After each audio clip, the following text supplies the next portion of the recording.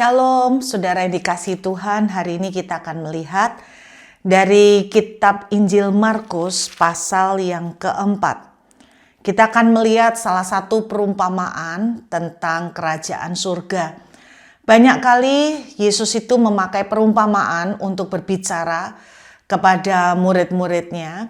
Kenapa Yesus memakai perumpamaan? Karena Alkitab mengatakan supaya mereka yang melihat tetapi mereka punya mata, tetapi mereka tidak betul-betul melihat. Atau mereka mendengar, tapi tidak betul-betul mengerti. Sehingga orang-orang yang sungguh-sungguh mencari, lapar, dan haus akan Tuhan, mereka akan mendapatkan untuk menemukan kerajaan Allah. Nah, dalam banyak perumpamaan yang dipakai oleh Tuhan Yesus tentang kerajaan Allah, kalau kita memperhatikan ada perumpamaan tentang kerajaan Allah seperti seorang penabur yang menaburkan benih.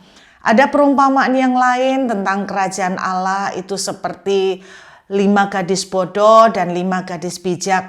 Kalau kita melihat semua perumpamaan tentang kerajaan surga ini, kita menangkap bahwa ada nilai-nilai yang diajarkan oleh Yesus melalui perumpamaan ini. Selain nilai-nilai, kita juga melihat cara kerja dari kerajaan surga. Cara kerja di dalam mengiring Tuhan. Cara kerja di dalam mengikut Tuhan. Kita akan belajar salah satu perumpamaan tentang kerajaan surga dari Markus pasal yang keempat ayat ke-30 sampai 34. Katanya lagi, dengan apa hendak kita membandingkan kerajaan Allah itu? Atau dengan perumpamaan manakah hendaknya kita menggambarkannya? Hal kerajaan itu seumpama biji sesawi yang ditaburkan di tanah.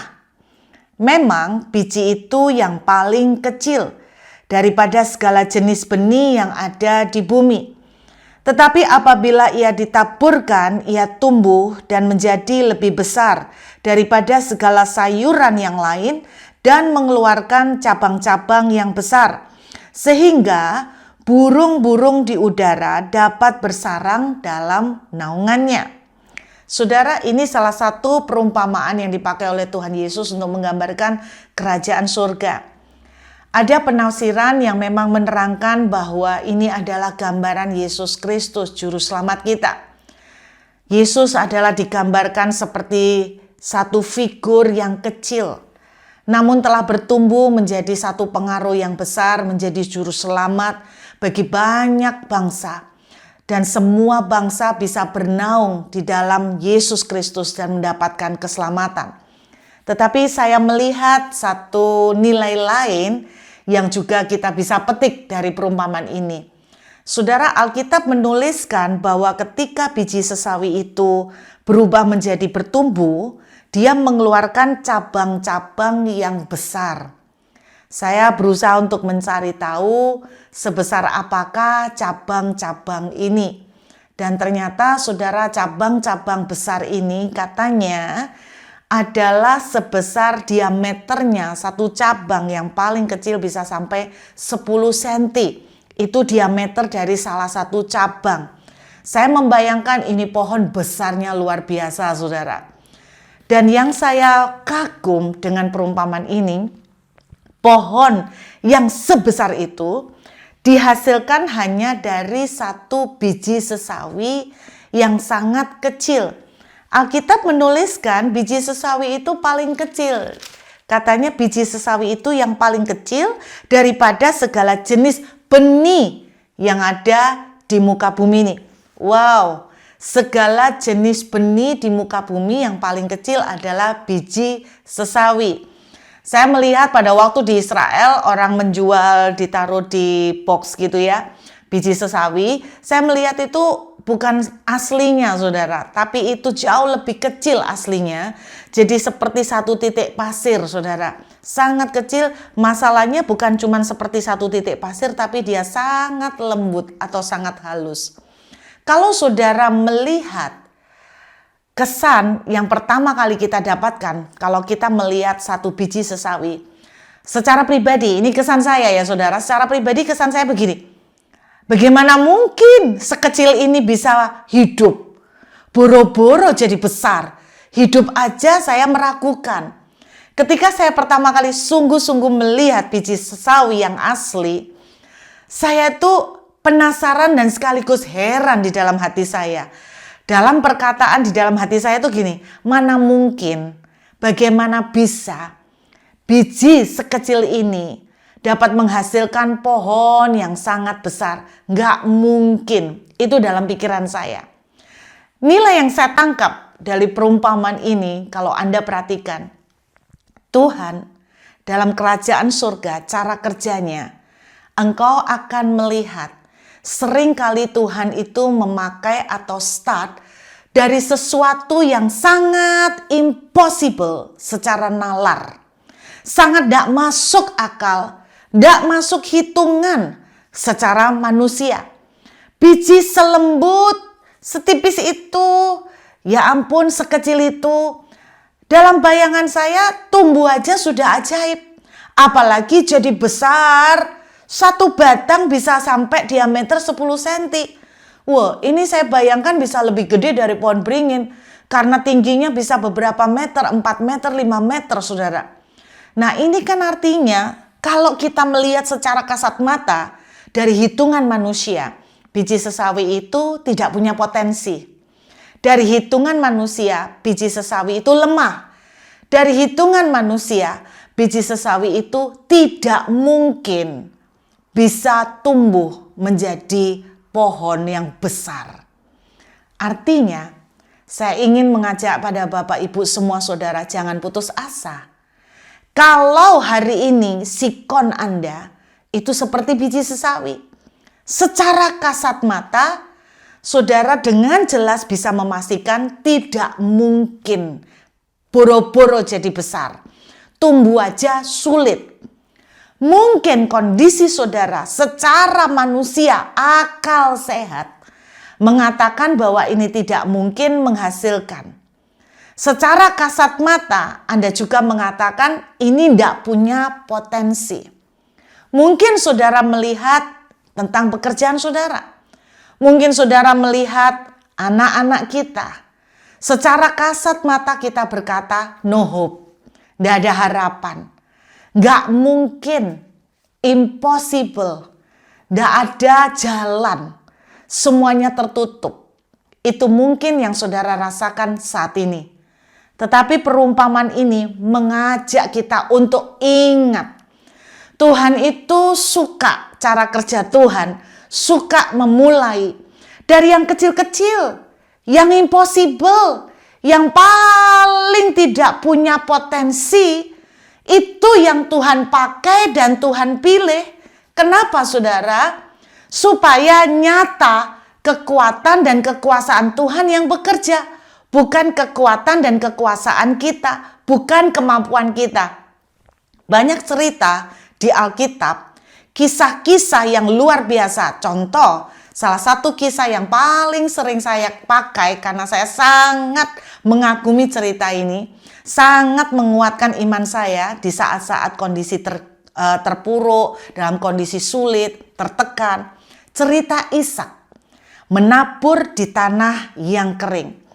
Alkitab menceritakan di dalam kitab Kejadian bahwa pada saat itu Ishak betul-betul sedang menghadapi long period of drought. Alkitab menuliskan masa kekeringan yang sangat panjang.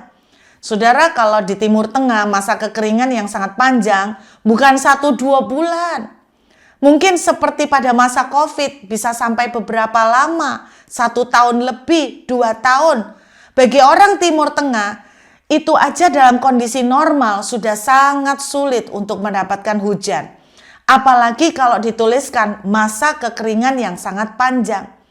Jadi artinya kalau tanah diekspos terus dalam kondisi kering yang panjang, saudara, saya membaca tentang kondisi kekeringan di Timur Tengah, itu tanahnya sampai begitu keringnya, saking keringnya sampai seperti membatu lalu pecah-pecah retak gitu loh saudara. Seperti kayak model kayak aspal-aspal kasaran gitu lalu retak-retak. Secara manusia, secara kasat mata, dihitung dari sisi agriculture, dihitung dari sisi tentang cuaca, tidak masuk akal. Itu bisa tumbuh. tumbuh aja mujizat. Mungkin yang tumbuh adalah mungkin jenis kaktus atau yang tumbuh adalah rumput liar. Tetapi Alkitab menceritakan Ishak justru mendapatkan panenan terbesar. Saya percaya itu panenan terbesar Ishak sepanjang hidupnya. Alkitab menuliskan dia dalam tahun itu juga mendapatkan hasil 100 kali lipat. Saya tanya-tanya sama orang-orang pengusaha, setahu saya sampai sejauh ini belum ada pengusaha yang mendapatkan hasil 100 kali lipat dalam waktu tidak sampai 1 tahun. Saya percaya itu cuma satu, yaitu PT Ishak Corporation ini ya. Jadi perusahaannya Ishak di tanah yang sangat tandus, yang tidak mungkin.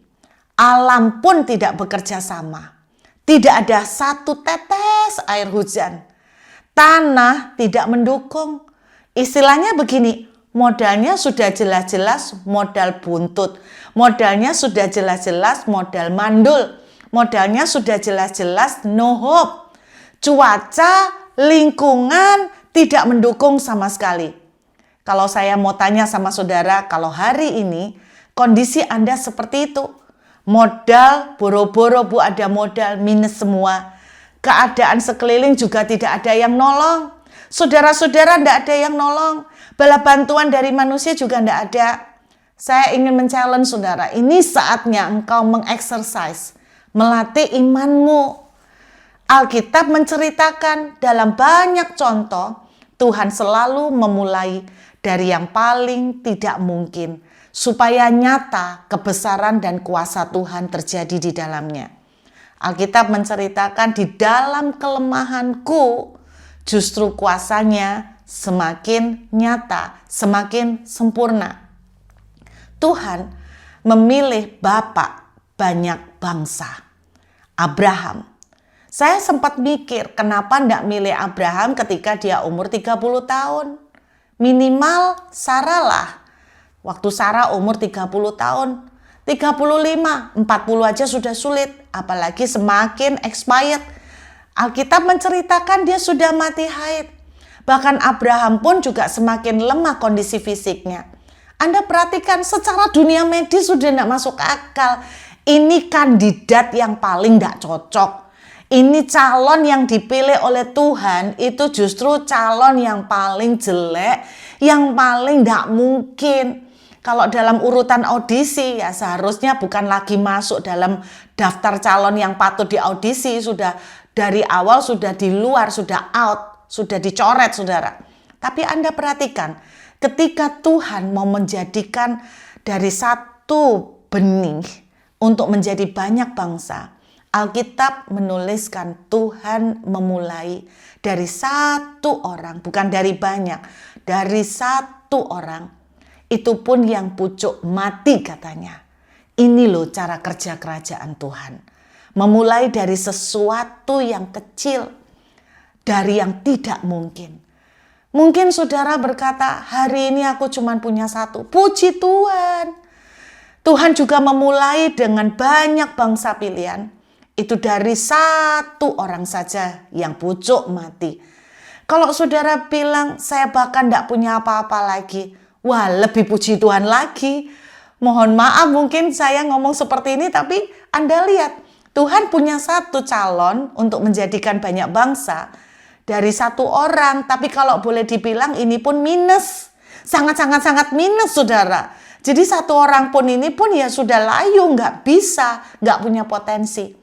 Tapi ini kerajaan Tuhan. Cara kerjanya, Tuhan selalu memilih yang tidak mungkin untuk menjadi mungkin. Itu sebabnya Alkitab itu kan mengatakan Tuhan selalu memilih dari orang-orang yang bodoh untuk mempermalukan orang-orang yang berhikmat. Jadi kalau kondisi hari ini yang saudara dan saya hadapi mungkin dalam kondisi yang sulit, yang gelap, yang tidak mungkin, nggak punya harapan, nggak punya potensi. Saudara, selama masih ada Tuhan, masih ada harapan. Karena cara kerja Tuhan adalah cara kerja yang selalu bergerak dari kemustahilan untuk menjadi mungkin. adalah karena kekuatan dan kuasa Tuhan yang luar biasa. Jangan patah semangat saudara. Tetap berharap, tetap menaruh iman. Siapa tahu seperti Ishak dalam tahun itu juga mendapatkan panenan yang luar biasa.